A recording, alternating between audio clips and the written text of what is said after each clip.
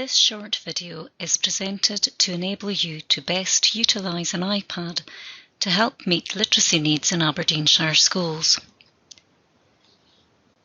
There is a wealth of information available on using the iPad to meet literacy needs. Knowing where to source information and apps to assist your practice, planning and preparation is vital. This video will aim to signpost this information. You will be shown how to use some inbuilt accessibility settings in the iPad operating system to aid all learners. Utilising a few productivity apps can enable you to create and then work between an iPad and Windows device. Using OneDrive to marry up the iPad and Windows device in school will enable you to print work if a hard copy is required. Other useful apps will be mentioned. Finally, a mention of Glow and certain useful tiles added to your Launchpad to inform your practice in meeting literacy needs to get it right for every child. There are numerous apps available for supporting reading and writing, which are increasing in both quantity and complexity. Much time can be wasted by ploughing through information on the web to find helpful resources, websites or apps. These sites will signpost useful information to inform your teaching. In addition, some sites can be utilised to trace worthwhile educational apps to meet the needs of your learner. Here are the URL addresses for the sites mentioned. This information is correct as at September 2016 and will be shown again at the end of this video. The following is a quote from the Call Scotland resource, iPads for Communication, Access, Literacy and Learning. The iPad offers a range of benefits for learners with literacy difficulties, such as dyslexia. However, there are also limitations to what the iPad can offer in terms of adapting or fine-tuning its global features, such as background, font colour, and font styles of the operating system. While the built-in accessibility features in the iPad offer some adaptations such as white on black or large text, they are better suited to a user with a visual impairment rather than someone with dyslexia. Nevertheless, there are other built-in benefits that the iPad has to offer, such as speak selection. The following is a demonstration of how built-in iOS accessibility settings in iOS 9 can benefit pupils with literacy difficulties.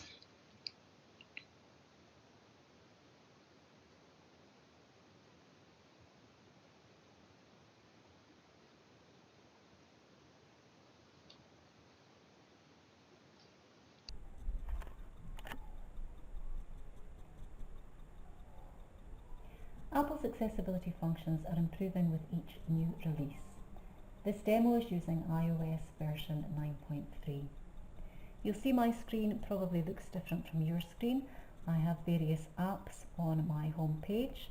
You will be aware that if you press on an app, it will jiggle and you can move that app around the home screen, or indeed you can move it to another screen if you wish to. Putting one app on top of the other will allow you to put things into folders. So for example, my Kidogo keyboard, you might want to add that to the SuperKeys keyboard and have a folder which is labelled keyboards. I'm going to press the home button to stop these apps from jiggling. Siri is a useful tool which can be used in your classroom. If I go into settings, which is the cogwheel on my screen,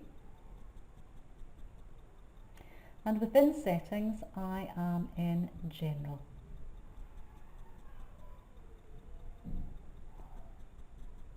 Within general, if you click on Siri,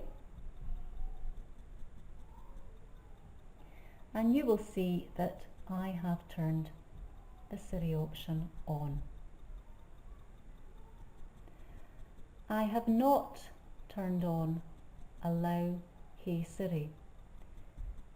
If you turn on Hey Siri, it will train Hey Siri to a particular voice, and if your iPad is being used by many pupils, it probably would be ill-advised to train Hey Siri to one voice. The language is set for English United Kingdom, but there are others. And Siri voice is currently set to British Male. So I've done all the setup within the general section, the Siri section. I'm now going to show how it could be useful in the classroom. So I'll click on Home. Holding down the Home button will activate Siri, and we can ask Siri a few questions. What is 5 times 5? 25. What is 25 plus 2? The answer is 27.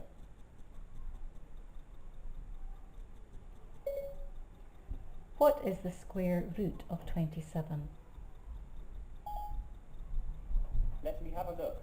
The answer is approximately 5.19615.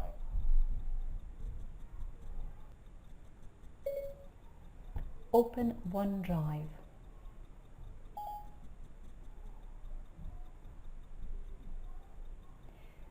So you can see that there are a variety of uses for Siri within your classroom. Other useful features in the Settings app. So I'm just going to click on Settings once again from my home screen. And it probably will default to General. And if we have a look this time at Accessibility.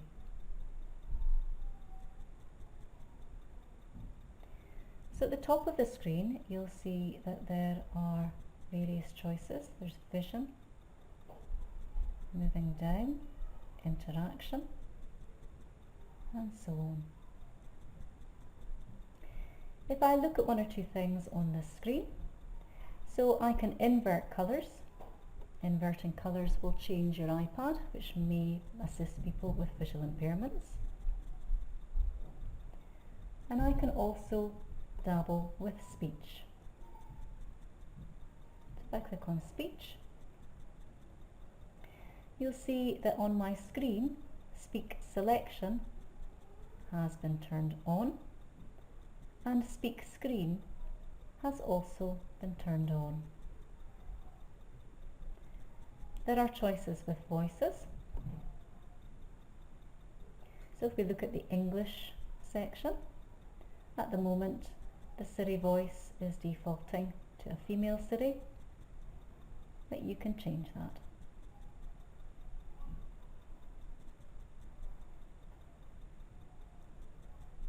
Speaking rate can be modified. Speak selection reads selected content. Faster, Speak selection reads selected content. slower, Speak selection reads selected content. and in the middle. Quite useful. So on the screen I have switched on Speak Selection and I've switched on Speak Screen. So let me demonstrate how that can be beneficial. So I'm going to go into Safari, and within Safari I'm going to go into a website. So I'm going to search for something to do with volcanoes.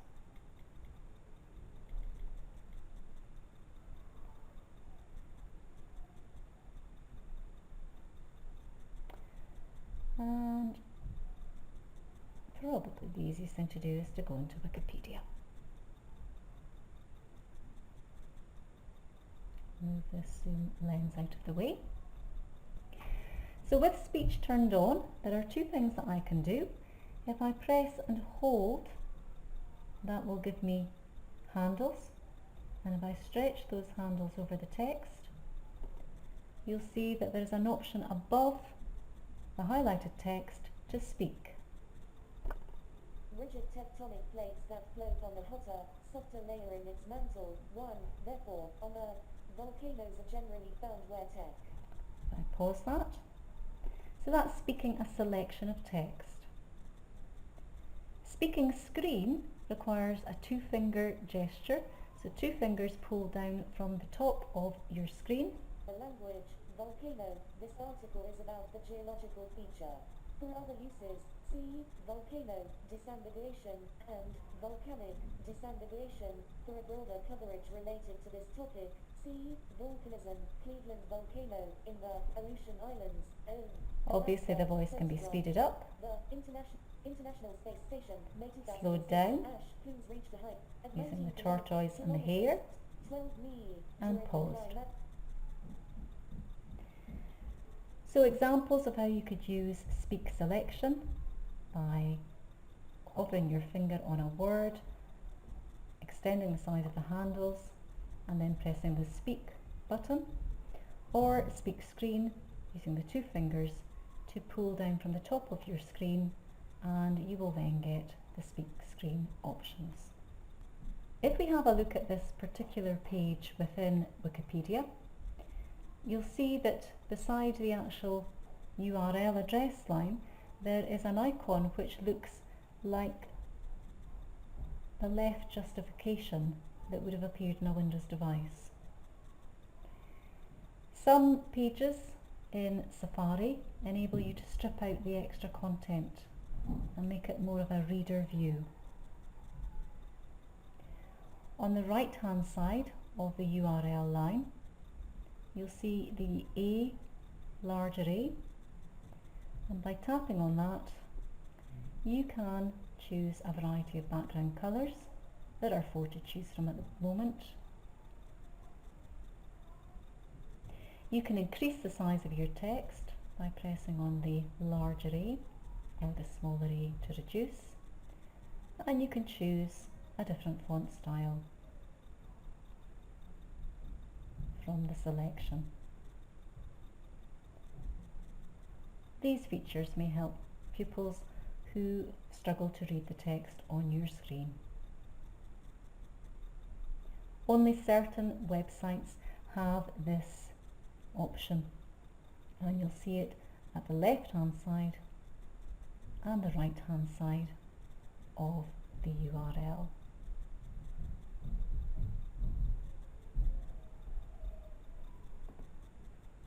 Another feature that's useful within the Settings app is guided access. So I'm going to click on Settings and it will automatically default to General, and again I want to go into Accessibility. So within Accessibility, if you scroll up you will see Guided Access. It's under the Learning section, Guided Access. So I'm going to click on Guided Access, and you'll see from my screen that I have already turned the Guided Access feature on. You'll also see that there's an option to set a passcode. There's an option to set time limits, and this last bit, Accessibility Shortcut, is also in your screen. Guided access is a feature that will enable you to lock a pupil into a particular app if you wish for a particular length of time. So it would solve the problem of pupils dabbling in apps that they shouldn't be interfering with when they're working on a piece of work, or indeed if a pupil has a physical difficulty and they find it difficult to navigate around the screen and keep on pressing buttons which take them out of the app, you could set guided access to lock them in that particular app. So I've set guided access on. I'm going to set a passcode setting. I would advise you when you're setting a passcode setting in your school to decide on a suitable passcode which everybody in your staff is aware of. Perhaps the first 4 digits of your school's phone number, for example.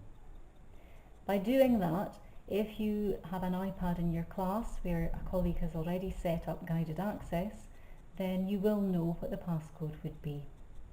So I'm going to set a passcode, set guided access passcode, and I'm going to choose a number and then repeat that number. That's the passcode set. Go back a step. Time limit. I'm going to set a time limit, and I'm going to make sure that when the time limit is up, I actually have a sound to show me that the time limit is up. So I've set Aurora.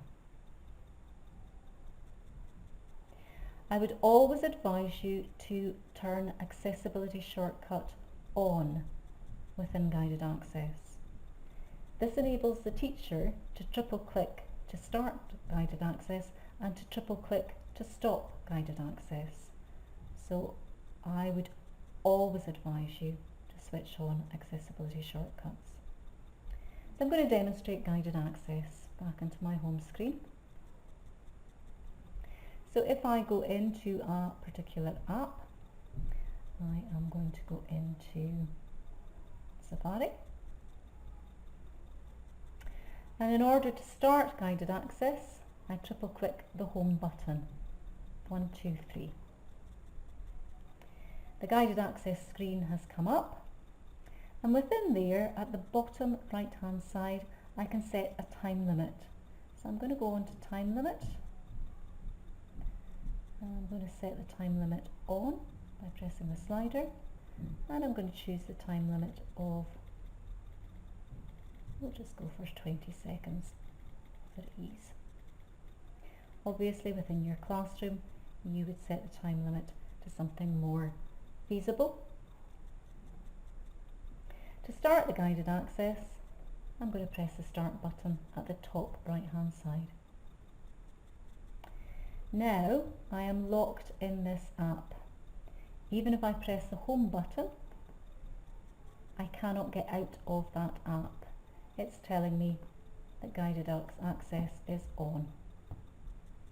By the looks of things, I have set guided access to 20 minutes rather than 20 seconds, so it's on for a considerable period of time. I can work within this app, but I cannot get out of the application. If you as a teacher want to get out of this app, triple click 1, 2, 3, enter the passcode, and then at the top left hand side you can end guided access. And now if I press my home button, I can come out of that application. Using guided access, very useful in the classroom situation. Consider the following when using an iPad for productivity. As default, when work is saved using an app, it is saved directly into the iPad within that app or the most suitable app. For example, Book Creator saves into Apple's iBook app. If the iPad is being used as a one-pupil device, it would be advisable to link that pupil's Glow account details to OneDrive. Linking an app to the pupil's Glow account can be done for many productivity apps, for example Word. This linkage can force the iPad to save work to the pupil's OneDrive account. Subsequently, the pupil could access their work via OneDrive on another device.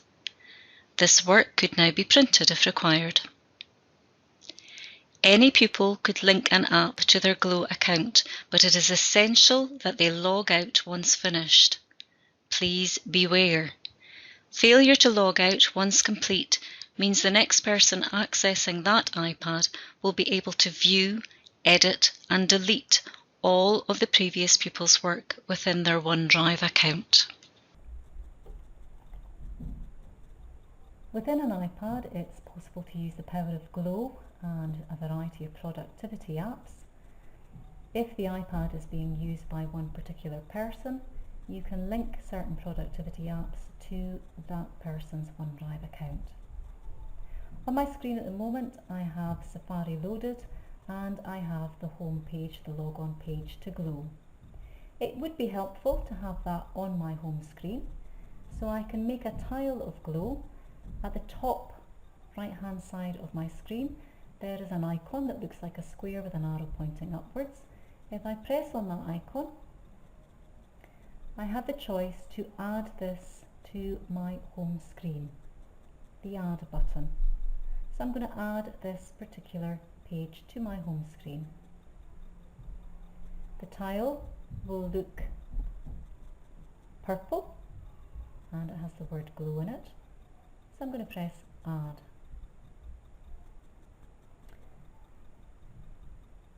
Now if I search on my iPad, there we have the glow tile. I'm going to press and hold, it'll jiggle, and I'm going to move it to the side and pop it onto my home screen. Pressing the home button stops the icons from jiggling.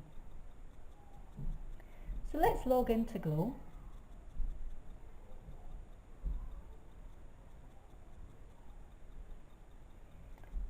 Putting in my username and password. So there's my details put in. I'm now going to sign in.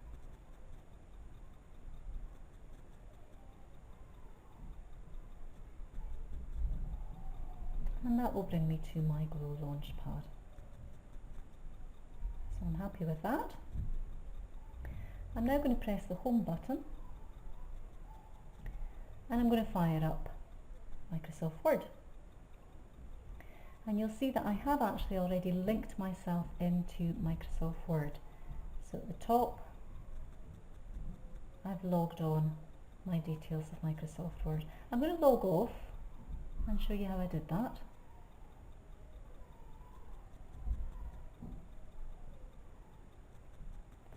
So I'm going to launch that app again. And I'm going to press sign in.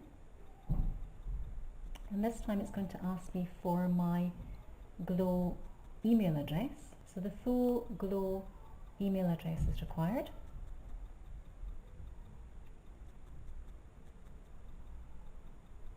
Bit of a cumbersome process, I'm afraid, because it then asks you to sign in again.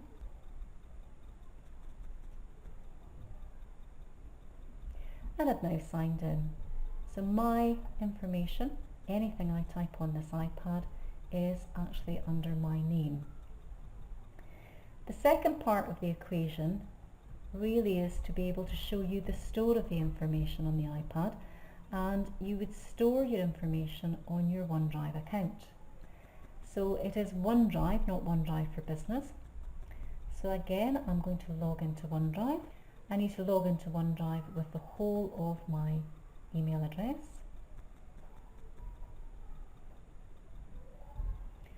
And again, unfortunately, it takes you to another sign-in page, so more signing is required. Thankfully, when you sign in, at the top, you do not need to put in your full Glow email address, just the abbreviated form. And now I'm going to press sign in.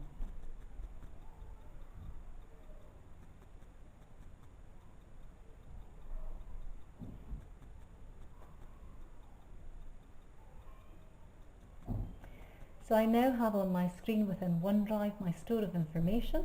Technically what this now means is I can produce something in Word, and if I save it, it should save to my OneDrive account. I could then leave the iPad, log into a classroom computer and print out my work from OneDrive. So hopefully that will happen. We'll try and demonstrate that. Back into Word, create a blank document, type up some information on this document. So there's some information I've typed in. And then to save that document, I would press on the following. So I'm now going to save this document by clicking on the icon that has a page and a corner turned down. You'll see that autosave is turned on. That means it will save automatically to the iPad, but I don't want to do this in this instance. I'm going to turn autosave off. And if I press the save option, it should allow me to name the document.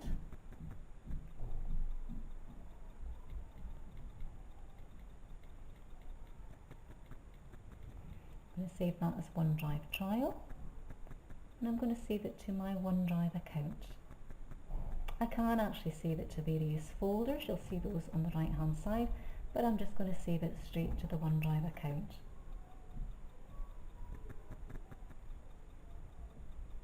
So hopefully that's worked. I'm going to come out of Word, go into OneDrive, and if they sync, there we go. On the left hand side of the screen, OneDrive trial, you'll see that that document is there for me to use. So by hooking OneDrive into my Glow account and Word into my Glow account, I have saved a Word file into my OneDrive space, and I now can use any computer to open up OneDrive and print that document. Please beware, however, if this device is not a dedicated pupil device, then you need to log out. So to do that within OneDrive, clicked on me at the bottom, and I'm going to sign out of this.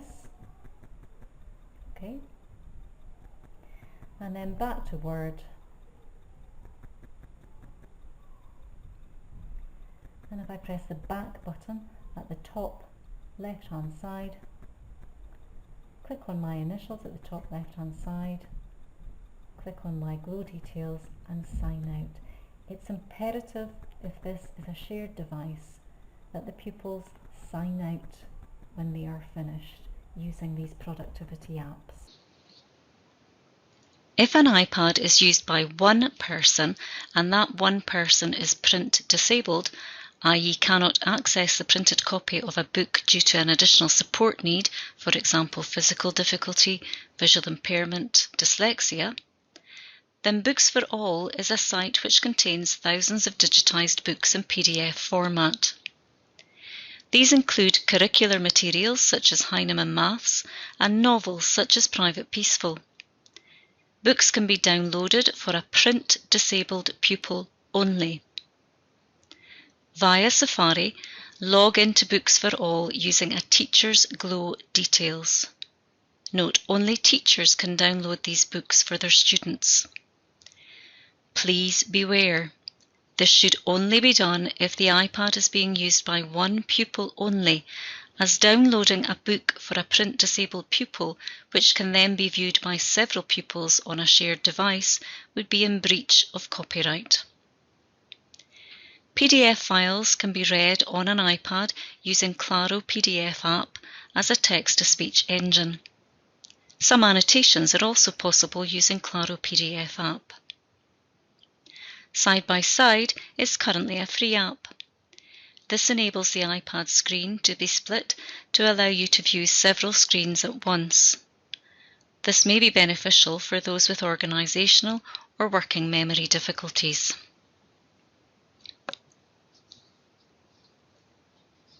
Using Books for All is an option on an iPad, but please beware, if this is a shared device, you will be in breach of copyright if you download something from Books for All onto this device. Books for All exists for the print disabled person. That could infer that they have dyslexia or perhaps a physical disability or a visual impairment, and they find it difficult to access the printed word on a printed book.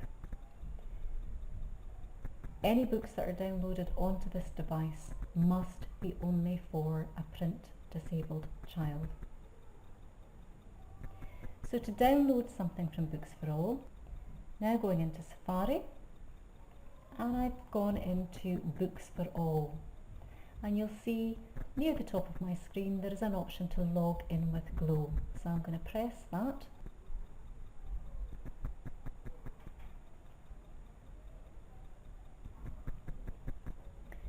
So that's me logged into Books for All via Glow. Now all I need to do is to search for a particular book. So I'm going to search for Private Peaceful.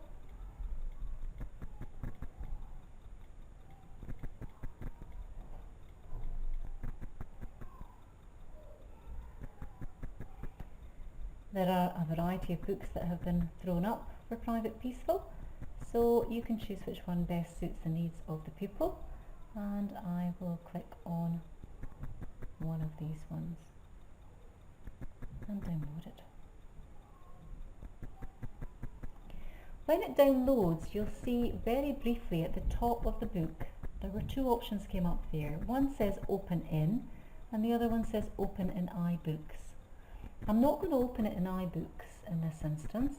I'm actually going to open it in a different package, and I'm going to choose to open it in Claro PDF. So we'll click on Claro PDF. There we go, there's my book. And the reason I opened it in Claro PDF is at the bottom of that app you'll see that there is a text-to-speech option. Page 7. 5 past 10. They're gone now and I am alone at last. So there we go. A book downloaded from Books for All for use by a print-disabled child. Please note that only a teacher's Glow details can download a book from Books for All, and please also remember that it must just be for the consumption of the print-disabled child. If it is used by other children, then that is in breach of copyright.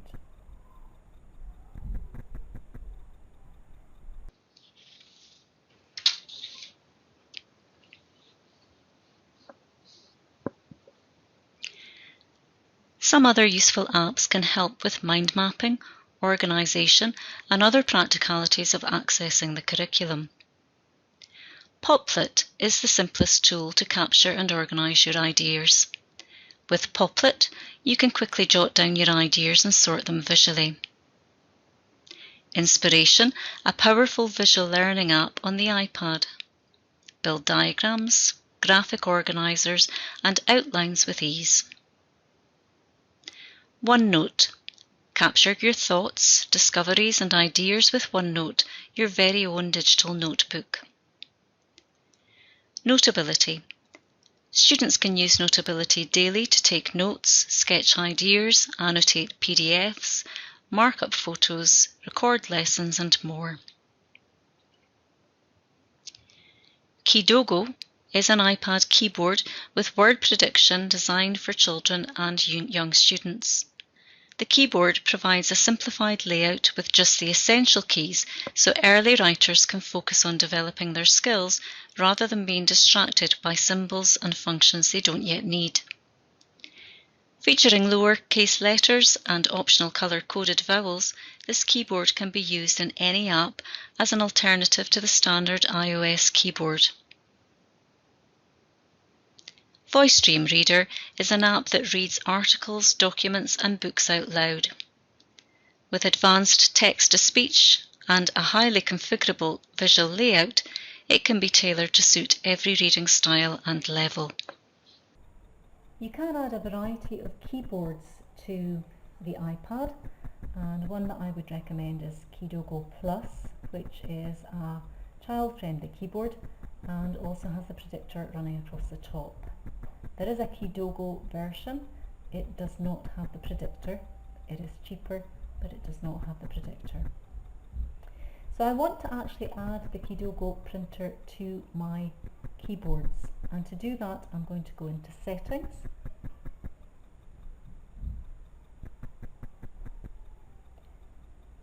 and within Settings, General,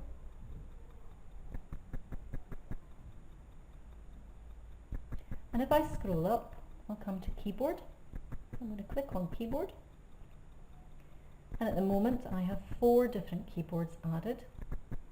And if I click on that number 4, and I want to add a new keyboard, it's said to me that Kidogo is a keyboard, and it would appear that I have to press one of these buttons, so the nearest one would have to be English US, and I'm going to say done. That keyboard has been added. I'm going to come out of Settings by pressing the Home button, and then if I go into Word, just for demonstration purposes, creating a new document, by default the iOS keyboard will come onto the screen, but if I press the globe icon at the bottom of my screen, it will scroll through the other options for keyboards.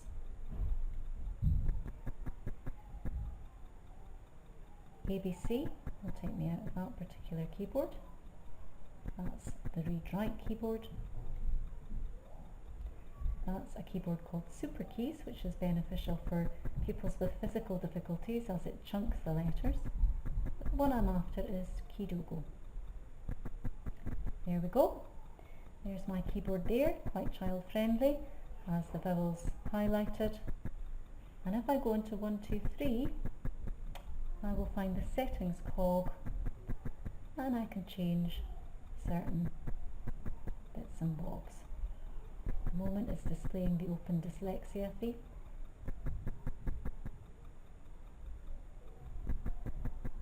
And I could go for a colourful keyboard.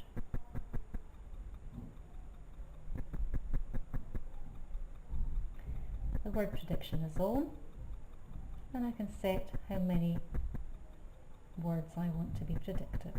So I'm going to go for 7.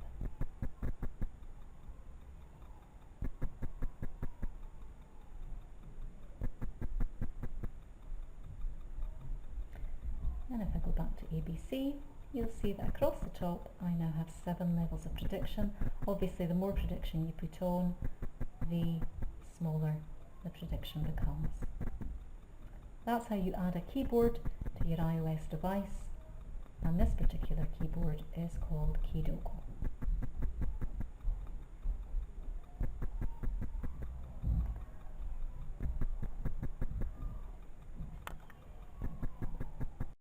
Glow can be accessed from an iPad and is also a useful store of resources.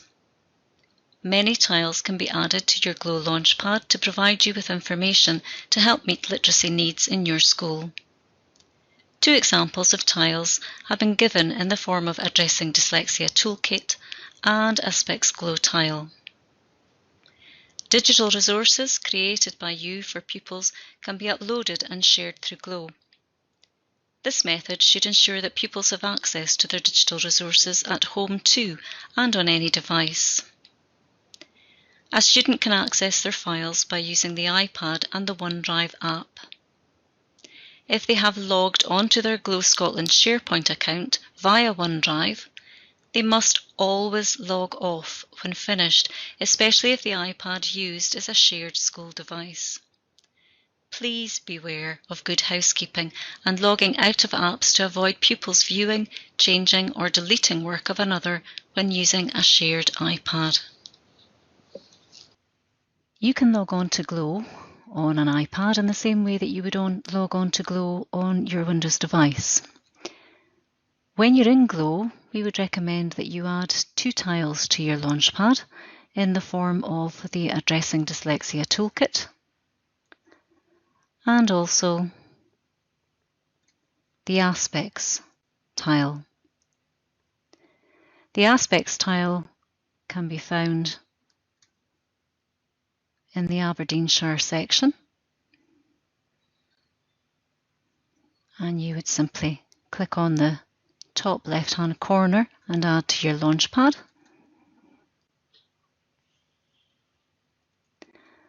And the Dyslexia Toolkit will probably be found in the Scotland section, and you could add it to your Launchpad in the same way. So if we have a look at the Aspects tile, within the Aspects tile you've got 3 sections that you might want to explore. If I draw your attention to the training and the CLPL section, within that there are many training videos which may be useful for meeting the needs of the dyslexic learner. Guide to Books for All, using technology that you already have to support literacy, etc. So that was within the yellow training and CLPL tile. And within the meeting the needs of your learner, if we go into literacy, and then if we drill down a wee bit further and go into apps, you'll find that there are a variety of apps listed in a PDF file, which give you apps that we have been made aware of as we've travelled the length and breadth of Aberdeenshire. So various apps used in a variety of schools or apps that we think would be useful. So another list for you to have a look at. So that was within meeting the needs of your learners, literacy and apps. And within addressing the dyslexia toolkit, a wealth of information on a variety of categories. But if you go specifically to intervention support strategies, including technology, you'll find that there is a section on the use of ICT for children with literacy difficulties, and it speaks about mobile devices as well. So a lot of information for you to have a look at within Glow. Here we go, tablets and iPads and Android devices. Remember, in the same way as you would do if you were using a Windows device, it is good practice that if you log into your RM Unify page, your Glow page, then you must sign out. If you fail to do this on an iPad, the chances are that the next person who uses that shared device, they will be able to access the previous person's Glow account. So you must get the children, the pupils, to sign out if they log into Glow.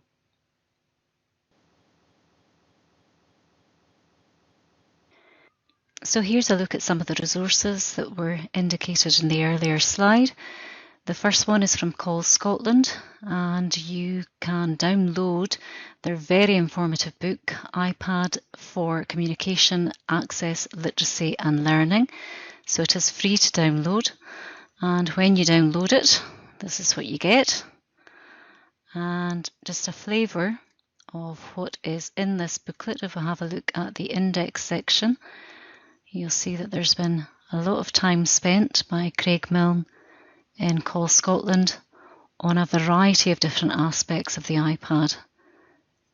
A huge wealth of information in that particular book, including some useful apps for literacy.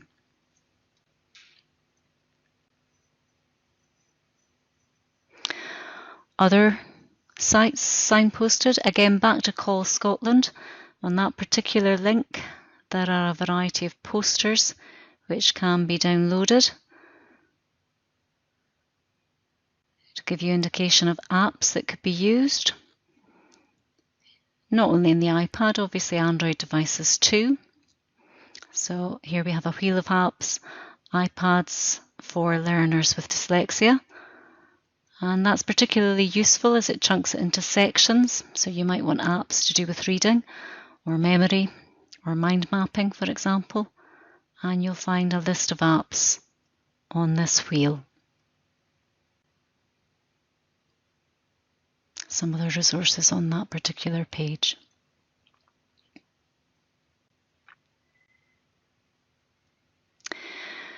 Hurstwood training, very useful for your own personal training point of view.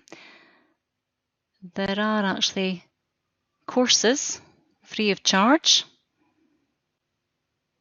iPads for beginners, the iPad settings, accessibility options, etc.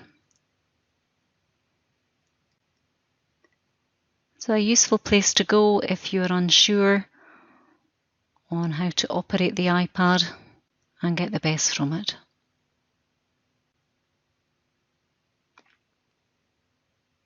And as it says, there's around 7 hours of training. It's all free. I think it was actually based on iOS 7. We're currently at 9, moving towards iOS 10, but a lot of it is still pertinent. So that's Hurstwood Trainings. British Dyslexia Association. Lots of links to a variety of topics. A useful way to find apps that could be worthwhile using.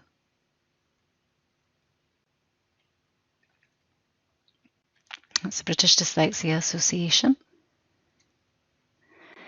Spectronics in this particular address, you can download Spectronic apps for literacy, and that's free again. And once you've done that, this is what it looks like. A wealth of information on a variety of apps that could be useful for literacy needs. Some paid for, some free. You'll see there is mention of Claro PDF there, which is the PDF reader. There is a light version of that app available too.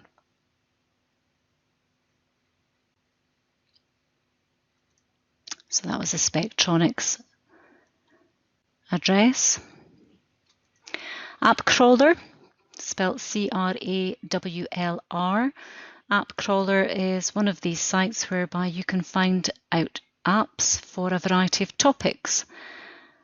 You might find the App Crawler is blocked in your school, but certainly it's available at home, and you can go into the various sections, find out the apps that they are suggesting. And there's further sections along the right hand side there. So that's App Crawler. App Ed Review, a similar app to App Crawler, but you can actually stipulate the types of apps that you're looking for. So you can say which subject you're looking for, and you can say, for example, what price you're looking for. Is it free apps that you're looking for? And it will filter it down to give you some apps that could be relevant to the topic that you are looking to teach. So that's App Ed Review.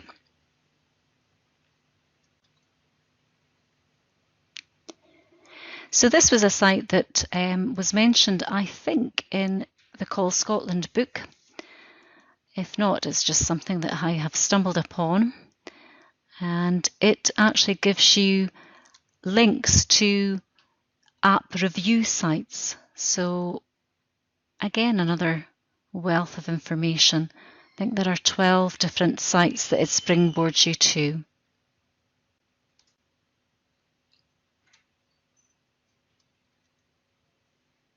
Fun educational apps, next one. So again, it's giving you a variety of apps that you could find useful. And again, at the top, subjects that you could choose from.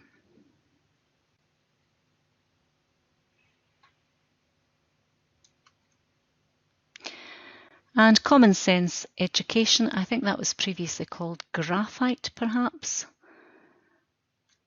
And if we have a look here, again, you can browse by subject.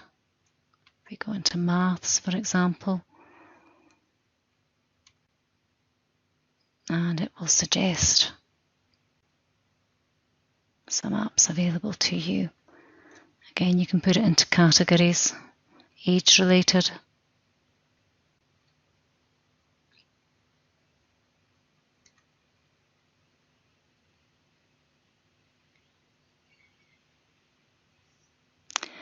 So a few addresses, web addresses that you could look to in order to enhance your ability to use the iPad or to find resources that meet the needs of your learner.